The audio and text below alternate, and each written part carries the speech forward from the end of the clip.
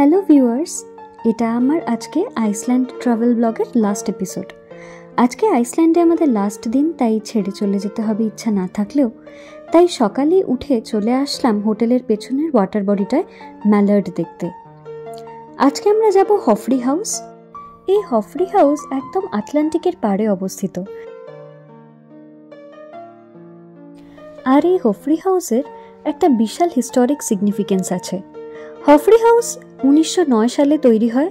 1986 সালে রেইকাভিক সামিটে US president Ronald Reagan Soviet ইউনিয়নের জেনারেল সেক্রেটারি মিখাইল গর্বাচেভের সঙ্গে যে মিটিং করেছিলেন তা ছিল কোল্ড ওয়ার শেষ করার এক পদক্ষেপ। হফরি হাউসের সামনেই আছে হলুদ লাইট হাউস, যেটা ফটো তোলার একদম আদর্শ জায়গা যাকে বলে। এবার একটা অদ্ভুত স্কাল্পচার দেখাবো, একে বলে সান ভয়েজার।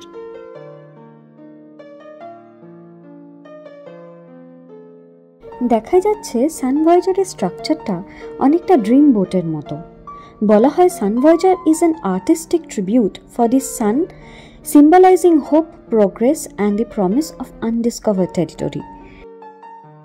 এই আটলান্টিকের পাড়ে আমরা প্রায় 1 ঘন্টা কাটিয়ে দিয়েছি। কোথা দিয়ে যে সময়টা চলে গেল বুঝতেই পারিনি।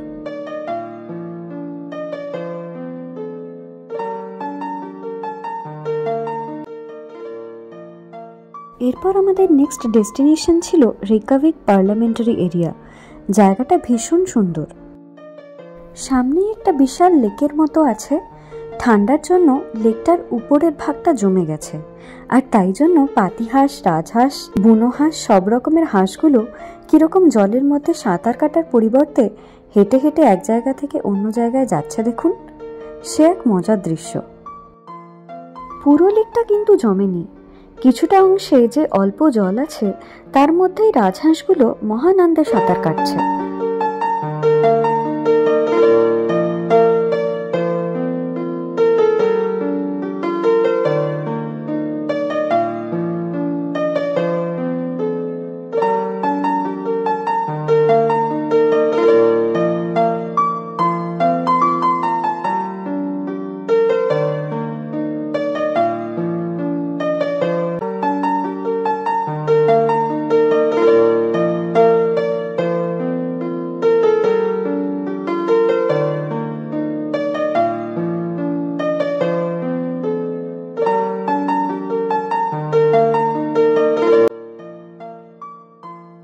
আবার কিছুটা হেঁটে আরও একটা জায়গায় গেলাম।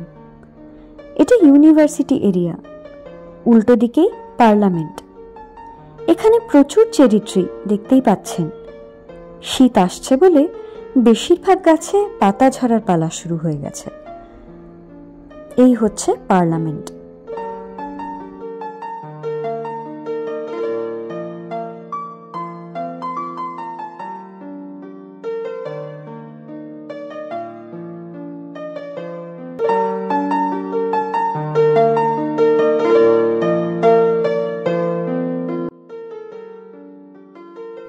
বেড়াতে এসেছি আর মার্কেট প্লেস ঘুরবো না, তাই কখনো হয় নাকি? এই হচ্ছে রেইকাভিকের মার্কেট প্লেস। তবে জিনিসপত্রের দাম কিন্তু আমাদের মতো মানুষদের একেবারে হাতের বাইরে।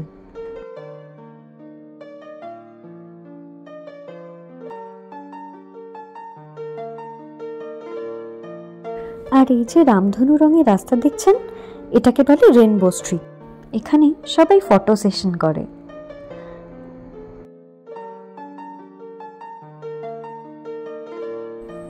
আর এই হচ্ছে রেইকাভিক চার্চ। ল্যাপল্যান্ডের অন্যান্য অনেক চার্চের মতো এই চার্চে কিন্তু ঢুকতে কোনো পয়সা লাগে না। চার্চ সবার জন্য খোলা ছিল, তাই ঢুকে ভালো করে দেখলাম ভিতরের সব নকশা, কারুকার্য, অর্গানস। চার্চে ঢুকলে একটা অদ্ভুত শান্তি পাওয়া যায়।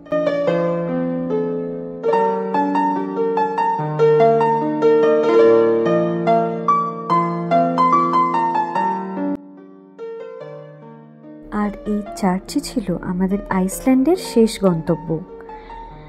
এখন আমাদের ফিনল্যান্ড যাওয়ার পালা।